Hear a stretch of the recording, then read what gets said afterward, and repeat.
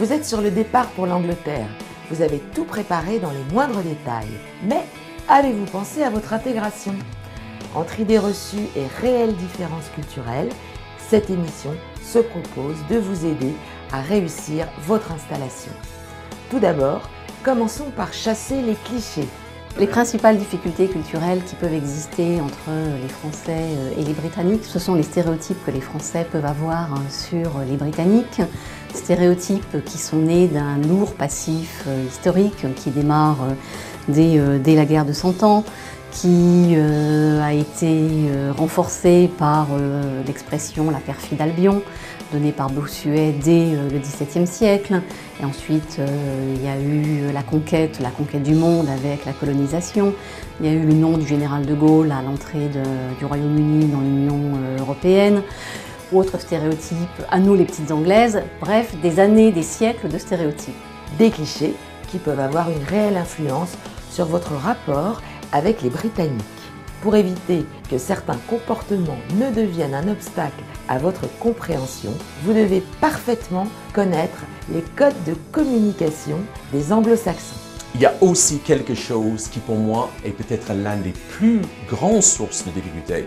C'est les clés de décodage au niveau de la langue et le fait que les Anglais ne sont pas très explicites dans leur demande. Ils sont implicites, ils laissent entendre. Ils ne vont jamais vous dire comment faire, ils vont suggérer.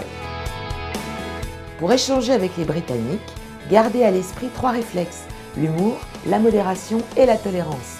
3 réflexes qui font partie intégrante d'un mode de communication propre aux Anglais, plus connu sous le nom de understatement.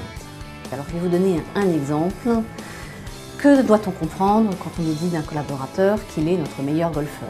He is our best golfer. Cela signifie en fait qu'on préfère le maintenir très éloigné du bureau. Il travaille de façon intuitive. Ça veut dire qu'il est complètement désorganisé. Pouvez-vous me rappeler une dernière fois votre stratégie? Cela signifie je n'écoutais pas la dernière fois. Sans considérer le mode d'expression des Britanniques, moins direct que celui des Français. Comme un signe d'hypocrisie, ne confondez pas non plus absence de formalisme et manque de respect. On dit parfois les Britanniques sont hypocrites. En fait, c'est pas vrai. Ils ont horreur de la confrontation. Et la troisième chose, c'est qu'ils sont informels. Donc ça peut être trompeur. On peut vous appeler par votre prénom.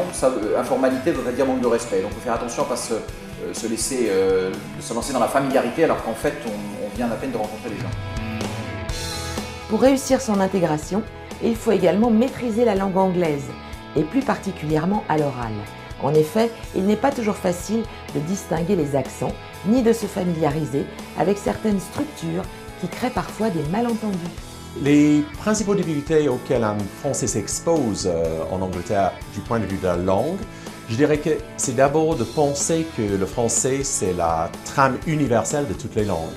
Et s'il y a 2 clés pour réussir en Angleterre, avec la langue anglaise en tout cas, c'est plutôt le temps et l'espace. Donc en se trompant de temps entre he works, I am working, l'anglais en face peut commencer à comprendre autre chose que ce que vous avez vraiment voulu dire. Et c'est vrai en français qu'avec j'ai donné, vous allez couvrir quasiment tous les cas de figure. Tandis qu'en Angleterre, je dis Angleterre ou dans un pays anglophone, nous on a le choix entre gave, was giving, has given, has been giving, used to give, used to be giving, had given, had been giving. Et c'est vraiment pas pifométrique. Il y a des raisons qui nous obligent à utiliser telle ou telle structure.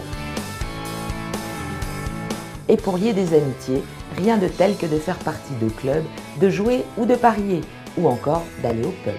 J'ai le souvenir justement d'un couple qui n'a pas réussi à s'intégrer dans un petit village du fait que la personne refusait d'aller au pub, refusait de socialiser avec ses collègues de travail en dehors du temps de travail. Au travail comme dans la vie quotidienne, les Britanniques font preuve de courtoisie et de discrétion. Un retard de 5 minutes peut vous décrédibiliser et vous valoir un accueil glacial. Il y a certaines dimensions interculturelles où les Français et les Anglais ne sont pas forcément du même côté. On peut dire par exemple sur la notion de temps. Les Anglais sont peut-être un petit peu plus fixes sur le temps qu'un Français. Un rendez-vous de 9h30 commence en général à 9h30 et quelqu'un qui arrive à 9h35 est en retard. Nous, on préfère dire qu'il est plutôt fluide dans son approche au niveau du temps pour sortir du jugement.